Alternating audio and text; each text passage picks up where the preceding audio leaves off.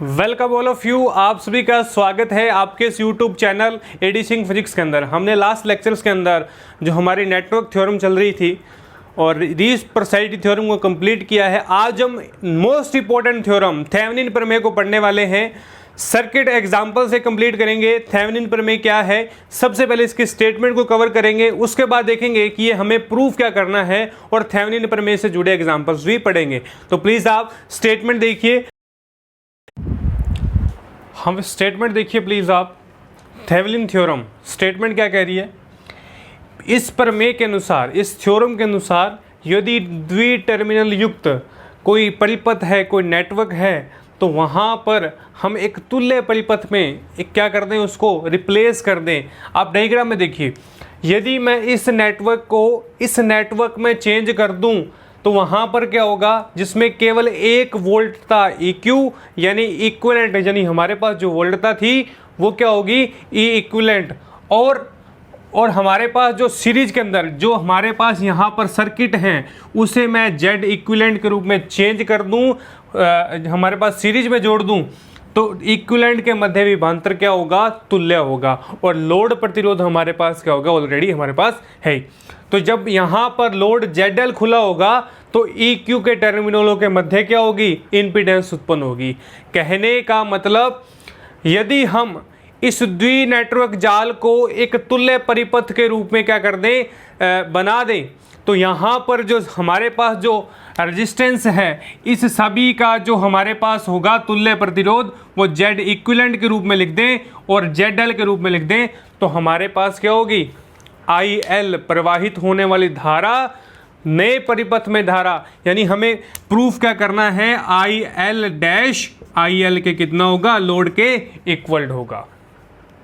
Okay, तो देखिए क्या कह रहा है, according to Thevenin theorem to linear network containing energy source generator impedance can be replaced equivalent circle have a single voltage. हमारे पास सिंगल वोल्टेज हो, सिंगल क्या हो, इम्पीडेंस हो और एक लोड प्रतिरोध हो। अगर उसमें चेंज कर दिया जाए the equal of the potential difference between loop of terminal network keeping the Z equivalent. Okay, तो हमारे पास क्या है, यदि द्वि नेटवर्क जाल है उसको एक इक्वल सर्किट में क्या कर दिया जाए, बदल दिया जाए, तो टोटल होने वाला वोल्टेज इक्विवेलेंट और टोटल जो इम्पीडेंस है वो Z इक्विवेलेंट को सीरीज में जोड़कर एक नया परिपथ बनाया जाए, तो हमारे पास क्या प्राप्त होता है, लोड प्रतिरोध होगा, वो लोड के बराबर होगा। ओके, तो देखिए प्लीज वर्किंग किस तरीके से होगी। हाँ जी, देखिए वी नो डैट, हमें प्रूफ क्या करना है, तो हमें प्रूफ करना है कि I लोड प्रतिरोध है IL डैश, यानी हमारे पास जो नया सर्किट बना है उसके धारा के बराबर है।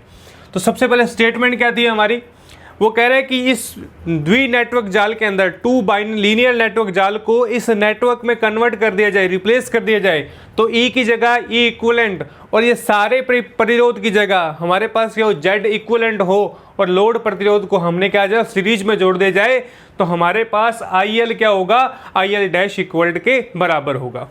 ओके, तो क्या करेंगे, सबसे पहले apply KVL in figure first loop first. Okay, KVL apply करना है, किरचॉफ वोल्टेज लॉ अप्लाई करना है, तो कीजिए फर्स्ट लूप के अंदर कीजिए, किस तरीके से होगा, I1 Z1। ओके, अब क्या करेंगे, I1 Z1 की जगह plus I1 minus IL Z3 equal to E। Okay, तो ये हमारे पास क्या होगा, फर्स्ट लूप के अंदर इक्वेशन आई। अब देखिए, अब क्या करेंगे, सोल्व कीजिएगा आप, I1 Z1 plus I1 Z3 minus का IL Z3 equal to E, और यहाँ पर I1 एक side, I1 plus Z3 minus का IL Z3 equal to E, समीकरण नंबर फर्स्ट मेरे पास क्या हुई, एज इट इज प्राप्त हुई। ओके, अब देखिए सेकंड, देखिए आप अब क्या करेंगे, apply KVL in figure first loop second, यानी लूप सेकंड के अंदर क्या करना है, KVL लॉ अप्लाई करना है। तो कीजिए आप, क्या होगा लूप सेकंड के अंदर, लूप सेकंड के अंदर क्या होगा, यहाँ पर देखिए माइनस का IL ZL Z2 माइनस का IL Z2 okay plus I1 minus IL Z3 okay I1 minus I3 Z3 minus का IL Z3 IL ZL equal to 0 क्योंकि हमारे पास कोई भी यहाँ पर वोल्टेज नहीं है। ओके तो यहाँ देखिए इक्वेशन किस तरीके से बनेगी, IL Z2 plus I1 Z3 minus का IL Z3 माइनस का IL Z2 इक्वल टू 0। क्या आ जाएगा मेरे पास, इक्वल टू 0। अब देखिए IL वाले एक साइड लीजिए आप, माइनस का IL Z2 Z3 okay Z2 हो गया हमारे पास, Z3 हो गया और यहाँ क्या होगा ZL था प्लस ZL और प्लस का I1 Z3 is equal to 0 okay. और यहाँ से हम क्या देख रहे हैं कि हमारे पास क्या बना, I1 Z3 माइनस का IL Z2 plus Z3 plus ZL equal to 0 okay. समीकरण नंबर 2, समीकरण नंबर 2 हमारे पास कोई एज इट इज प्राप्त हुई। अब इस 2 नंबर समीकरण से हम I1 की वैल्यू को कैलकुलेट कर यहाँ रख दें तो मेरे पास IL की वैल्यू आ जाएगी ओके। तो देखिए I1 कैलकुलेट करना है हमें, तो क्या होगा IL Z2 Z3 plus ZL upon के अंदर क्या आ जाएगा Z3 ओके, अपोन के अंदर Z3। Equation number A, equation A put value in equation first, यानी इक्वेशन ए का मान समीकरण नंबर कहाँ पर रखने पर, समीकरण 1 में रखने पर। तो की रखिए वैल्यू आप, क्या करेंगे I1 की जगह हमें रखना है IL Z2 Z3 plus ZL okay और यहाँ Z1 प्लस Z3 माइनस का IL Z3 equals to E upon के अंदर क्या है हमारे पास Z3 ओके। अपोन के अंदर मेरे पास क्या आ जाएगा, Z3 आ जाएगा ओके। कैलकुलेशन करनी है और कुछ भी नहीं है इसके अंदर। अब देखिए IL क्या आ जाएगा मेरे पास Z2 Z3 ओके, मल्टीप्लाई कीजिए आप Z2 Z1 Z3 Z1 plus Z2 Z1 plus क्या आ जाएगा Z3 Z2 प्लस Z3 की square plus Z2 Z3 okay. तो ये हमारे पास आ जाएगी वैल्यू। अब क्या करेंगे, माइनस का क्या आ जाएगा, IL कॉमन है टोटल के अंदर तो क्या आ जाएगा Z3 की स्क्वायर और बराबर में E है, अपोन के अंदर क्या है Z3 ओके। अपोन के अंदर हमारे पास क्या चल रहा है Z3। अब देखिए अब क्या करेंगे, अब वैल्यू कैंसिल होने वाले, देखिए आप Z3 से Z3 कैंसिल, Z3 से Z3 कैंसिल, क्या बना Z1 Z2 ओके। और यहाँ से IL की वैल्यू क्या है, IL की वैल्यू क्या आ जाएगी मेरे पास, IL की वैल्यू EZ³ अपोन के अंदर क्या आएगा Z1 Z2 Z2 Z3 Z1 Z2 Z2 Z3 okay और Z2 Z1 प्लस क्या आ जाएगा Z3 Z1 प्लस ओके। तो यहाँ पर हमारे पास कितनी वैल्यू आएंगी, 5 वैल्यू आएंगी और Z2 Z3 Z2 Z3 Z2 Z1 okay. तो ये मेरे पास आ गई IL की वैल्यू। समीकरण नंबर 3, समीकरण नंबर मेरे पास 3 प्राप्त। IL की वैल्यू कैलकुलेट कहाँ से की, फिगर फर्स्ट के अंदर ओके। यहाँ तक का प्रोग्राम हमने कंप्लीट किया। अब स्टेटमेंट क्या कह रही थी, अब वो कहता है इसको इक्विवेलेंट के रूप में बना दो। आप क्या बना दो, यदि मैं इसको इक्विवेलेंट बनाऊं, इसको नए सर्किट में क्या करूं, रिप्लेस कर दूं, तो E क्या होगा इक्विवेलेंट के रूप में और ये सारे के सारे रेजिस्टेंस जो होंगे वो Z इक्विवेलेंट के रूप में सीरीज में जुड़ेंगे ओके। तो यहां तक समीकरण 3 को हमने क्या किया, प्रूव किया। अब क्या करेंगे, E इक्विवेलेंट की गणना अब हमें कैलकुलेट क्या करना है। अब नाउ स्टेप सेकंड क्या होगा, स्टेप सेकंड के अंदर E इक्विवेलेंट की गणना करनी है ओके और स्टेप थर्ड के अंदर क्या करना है, हमें Z इक्विवेलेंट कैलकुलेट करना है, Z इक्विवेलेंट कैलकुलेट करना है। तो ये हमारे 3 स्टेप हैं। फर्स्ट स्टेप के अंदर हमने क्या कैलकुलेट किया, IL, सेकंड के अंदर इक्विवेलेंट कैलकुलेट करना है और थर्ड स्टेप के अंदर Z इक्विवेलेंट कैलकुलेट करना है ओके। तो देखिए प्लीज आप E इक्विवेलेंट की गणना, ओके, कैलकुलेट ई इक्विवेलेंट। तो यहाँ पर सेकंड स्टेप लिख रहा हूँ मैं, ई इक्विवेलेंट की गणना। अब देखिए ई इक्विवेलेंट किस तरीके से कैलकुलेट करेंगे अपन। ई इक्विवेलेंट को कैलकुलेट करने का तरीका क्या होगा। अब देखिए मेरे पास इस तरीके से क्या है, सर्किट है जो आपके सामने दिया गया है। ओके, अब देखिए अब Z1 है, Z2 है और Z3 है, और मुझे कैलकुलेट क्या करना है, ई इक्विवेलेंट। क्या कैलकुलेट करना है, ई इक्विवेलेंट। ओके, और ये मेरा सोर्सेस क्या था, ई था। अब ई इक्विवेलेंट को कैलकुलेट करने के लिए क्या करेंगे, यहाँ पर देखिए जो आई है, जो मेरे पास आई रेजिस्टेंस है, आई जो मेरा रेजिस्टेंस है, अब देखिए आई जो होगा वो किसके बराबर है, देखिए इक्विवेलेंट को आई जो है वो Z2 प्लस Z3 ई के बराबर। ओके, Z1 प्लस Z3, क्योंकि यहाँ पर Z1 प्लस Z3 है, वो किसके बराबर है, पहले लूप के अंदर ई के बराबर। ओके, अब सेकंड लूप की बात करें। ओके, तो यहाँ देखिए यहाँ से आई कितना आएगा मेरे पास, ई अपॉन Z1 प्लस Z3। क्या आ जाएगा, आई ई अपॉन Z1 प्लस Z3 मेरे पास आ जाएगी। अब ई इक्विवेलेंट, अब देखिए ई इक्विवेलेंट क्या होगा, ई इक्विवेलेंट आई Z3, यहाँ से अकॉर्डिंग टू फर्स्ट लूप और यहाँ से according to second loop. Okay, तो क्या आएगा, Z2 इक्विवेलेंट। और देखिए ई इक्विवेलेंट क्या आएगा, आई की वैल्यू हमारे पास पता ही है, ई Z³ Z1 प्लस Z3, और यहाँ से हमने ई इक्विवेलेंट को क्या किया, कैलकुलेट। समीकरण नंबर बी, समीकरण नंबर हमारे पास क्या होगी, बी प्राप्त होगी। ओके, और यहाँ मैं आई एल की वैल्यू को यहाँ लिख रहा हूँ एक बार। आई एल कितना था, ई Z³ Z1 Z2 Z2 Z3 Z3 Z1 Z2 Z1। Okay, और यहाँ आएगा Z2 ZL। ओके, तो ये मैं यहाँ लिख रहा हूँ वैल्यूज़ को। अब देखिए अब हम कैलकुलेट क्या करेंगे, ZQ की गणना, Z इक्विवेलेंट की गणना। ओके, Z इक्विवेलेंट किस तरीके से कैलकुलेट करेंगे, देखिए आप। अब पहले हमने इक्विवेलेंट कैलकुलेट किया, अब सेकंड स्टेप के अंदर Z इक्विवेलेंट की गणना करनी है। सेकंड स्टेप के अंदर Z इक्विवेलेंट हमें कैलकुलेट करना है। ओके, तो यहाँ कीजिए आप, थर्ड स्टेप Z इक्विवेलेंट की गणना करनी है हमें।